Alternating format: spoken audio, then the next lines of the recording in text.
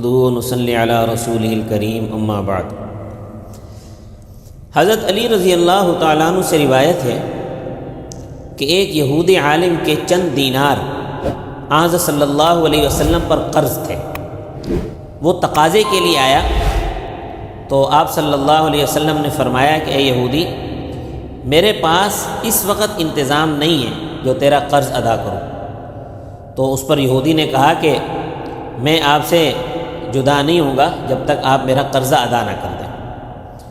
تو آپ صلی اللہ علیہ وسلم نے فرمایا تو میں بھی تیرے ساتھ بیٹھا رہوں گا۔ آپ صلی اللہ علیہ وسلم اس کے ساتھ بیٹھے رہے۔ اسی دوران آپ نے ظہر سے لے کر فجر تک کی نمازیں بھی ادا کر لی۔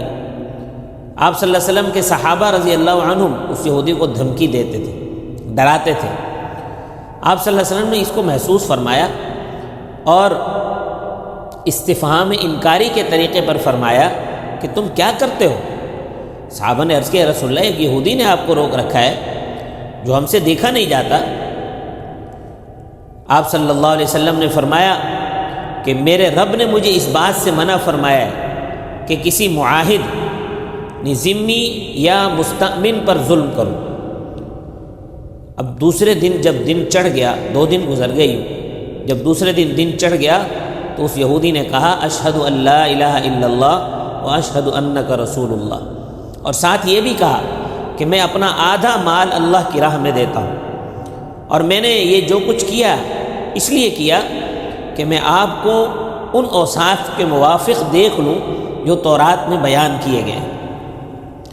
تورات میں ہے کہ محمد بن عبداللہ کی پیدائش مکہ میں ہوگی، ان کی ہجرت کی جگہ طیبہ ہے اور ان کا ملک شام میں ہوگا۔ وہ درست خو اور سخت مزاج نہیں ہوں گے اور نہ بازاروں میں شور مچانے والے ہوں گے۔ وہ فحش کلامی کو اختیار نہیں کریں گے اور برے الفاظ سے بھی بچیں گے۔ میں گواہی دیتا ہوں کہ اللہ کے سوا کوئی معبود نہیں، اور یہ کہ بے شک آپ صلی اللہ علیہ وسلم اللہ کے رسول ہیں۔ یہ میرا مال ہے، آپ اس میں جس طرح چاہیں حکم فرما دیں۔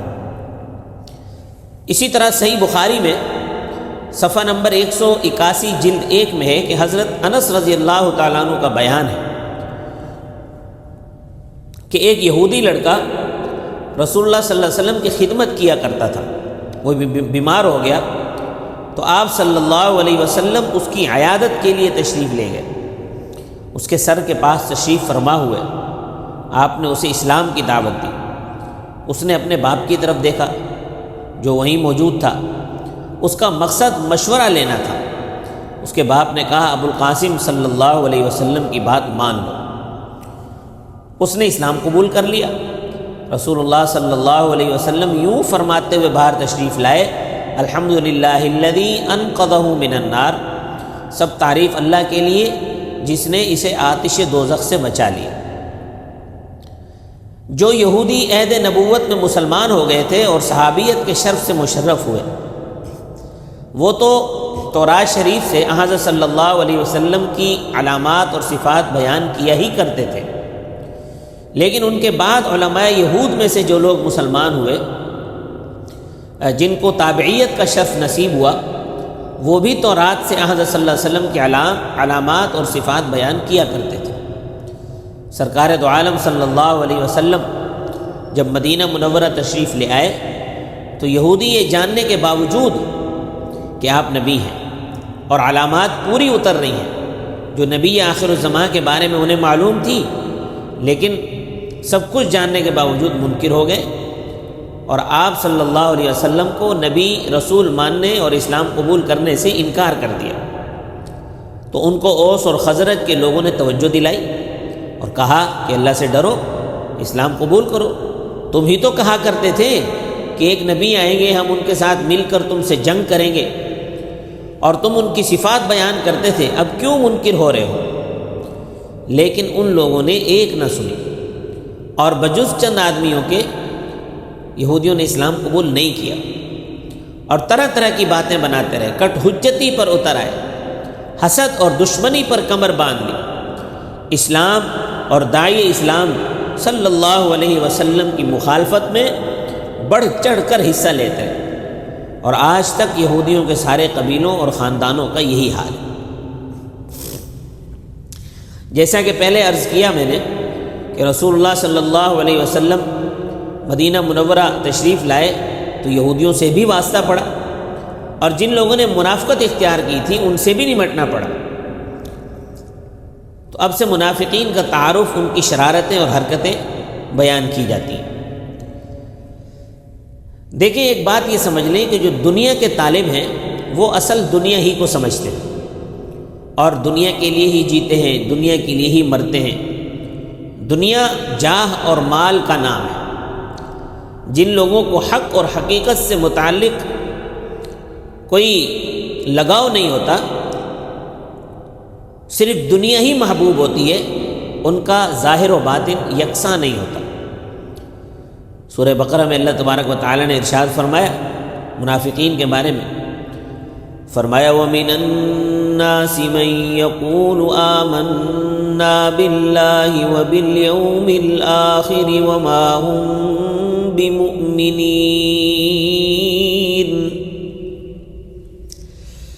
يخادعون الله والذين آمنوا وما يخدعون إلا أنفسهم وما يشعرون في قلوبهم مرض فزادهم الله مرضا ولهم عذاب أليم بما كانوا يكذبون۔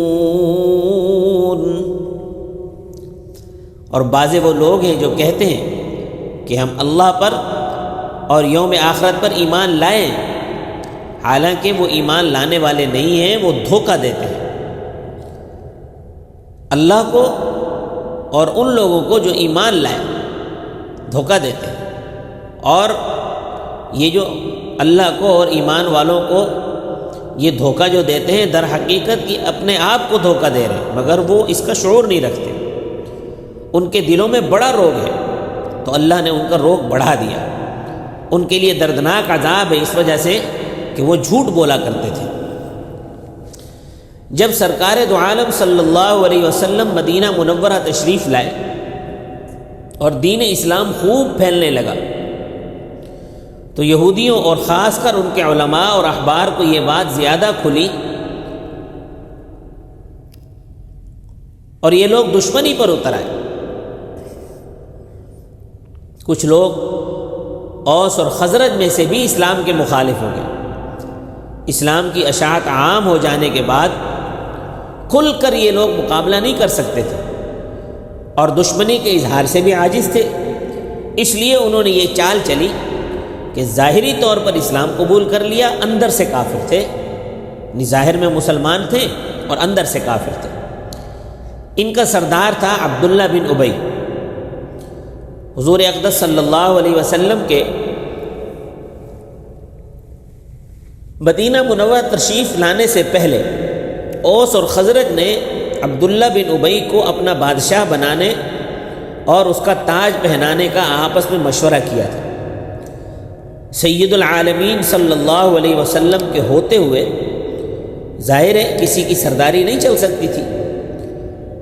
اس نے اور اس کے ساتھیوں نے ظاہری طور پر اسلام قبول کر کے اپنے آپ کو مسلمانوں میں شمار کرا دیا اور اندر سے اسلام کی جڑیں کاٹنے میں لگے رہے، اور ان کے اس طریقہ کار میں یہ راز پوشیدہ تھا کہ اسلام قبول کرنے پر جو منافع ہیں، جو فوائد ہیں، وہ بھی ملتے رہیں اور کنبے اور قبیلے سے باہر بھی نہ ہوں اور اہل کفر سے گٹھ جوڑ بھی رہے اور ان سے بھی فائدہ ملتا رہے۔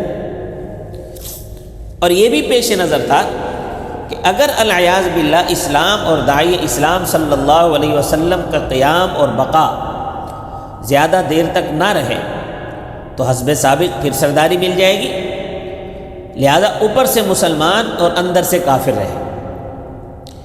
اسلام اور اہل اسلام کی ناکامی کے انتظار میں رہنے لگے، مسلمانوں سے کہتے تھے کہ ہم مومن ہیں، اور اس طرح سے اللہ کو اور ایمان والوں کو دھوکہ دیتے تھے، اور خالص کافروں سے تنہائیوں میں ملتے تھے تو کہتے تھے کہ ہم تمہارے ساتھ ہیں۔ اپنے کو مسلمان ظاہر کرنے کے لیے نمازیں بھی پڑھتے تھے، لیکن چونکہ دل سے نمازی نہ تھے اس لیے جماعتوں میں حاضر ہونے میں سستی کیا کرتے تھے، اور سستی کے ساتھ الکساتے ہوئے اوپر کے دل سے نماز پڑھتے تھے۔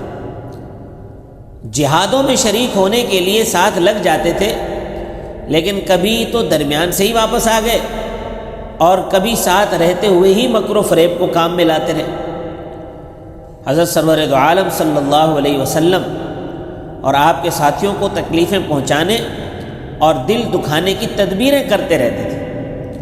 جھوٹی قسمیں کھا کر کہتے تھے کہ ہم مسلمان ہیں، اور اسلام کے خلاف منصوبے بنا کر رسول اللہ صلی اللہ علیہ وسلم کو تکلیف پہنچانے والی باتیں کر کے صاف انکار کر جاتے تھے، اور قسم کھا جاتے تھے کہ ہم نے تو نہیں کہا۔ ان لوگوں کے حالات سورہ بقرہ کے دوسرے رکوع اور سورۃ النساء کے رکوع نمبر 21 میں، سورہ منافقون میں، سورہ حشر میں بیان کیے گئے، اور سورہ برات میں خوب ان کی زیادہ کلی کھولی گئی ہے۔ سیرت کی کتابوں میں ان لوگوں کے نام بھی لکھے ہیں کہ یہ کون تھے اور کس قبیلے سے تھے۔ البدایہ والنہایہ اوائل المغازی صفحہ 336 جلد 3 تا صفحہ نمبر 340 میں یہودی علماء اور احبار جنہوں نے اسلام اور داعی اسلام صلی اللہ علیہ وسلم کی مخالفت اختیار کی اور خوب زیادہ دشمنی میں لگ گئے، ان کے نام اور ان لوگوں کے نام جو یہودیوں اور اوس و خزرج میں منافق بنے ہوئے تھے واضح طور پر ذکر کیے۔ لیکن رسول اللہ صلی اللہ علیہ وسلم ان لوگوں کے ساتھ نرمی کا برتاؤ فرماتے رہے اور ان کی ایذاؤں کو سہتے رہے۔ آپ احسن اسلوب سے اپنی دعوت کو لے کر آگے بڑھتے رہے۔ دین اسلام کو برابر ترقی ہوتی رہی۔ اس میں جہاں یہ حکمت تھی کہ شاید یہ لوگ مخلص مسلمان ہو جائیں، وہاں یہ بھی مصلحت تھی کہ اگر ان کے ساتھ سختی کریں گے تو عرب کے دوسرے قبائل جو مسلمان نہیں ہوئے انہیں صحیح صورتحال معلوم نہیں ہے، وہ اسلام کے قریب آنے کے بجائے اور دور ہو جائیں گے۔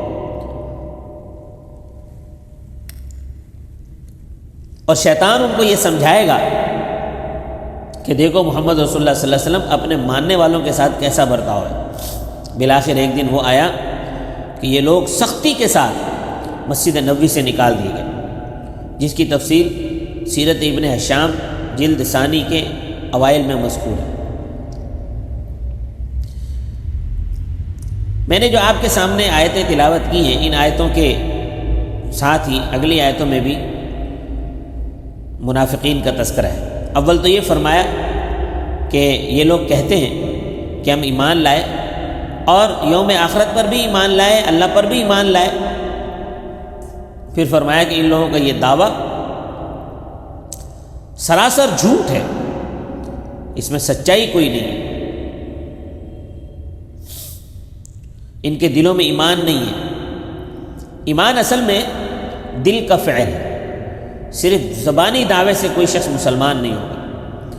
جب تک دل سے ان چیزوں کی تصدیق نہ کرے جو اللہ نے اپنے نبیوں کے ذریعے بتائی ہیں اور جن پر ایمان لانے کا حکم فرمایا ہے، اس وقت تک کوئی شخص مومن نہیں ہو سکتا۔ منافقین کے اسی دوغلے پن کو قرآن کریم کی کئی آیاتوں میں بیان کیا گیا ہے۔ انشاءاللہ اگلی مجالس میں تفصیل کے ساتھ اس پر بات کی جائے گی اور آیتیں بھی قرآن کریم کی پیش کی جائیں گی۔ اللہ تبارک و تعالی ہمیں خالص ایمان نصیب فرمائے، اور خالص ایسا ایمان نصیب فرمائے کہ جو جنت میں ہم کو لے جانے کا ذریعہ بن جائے۔ وما علینا الا البلاغ المبین۔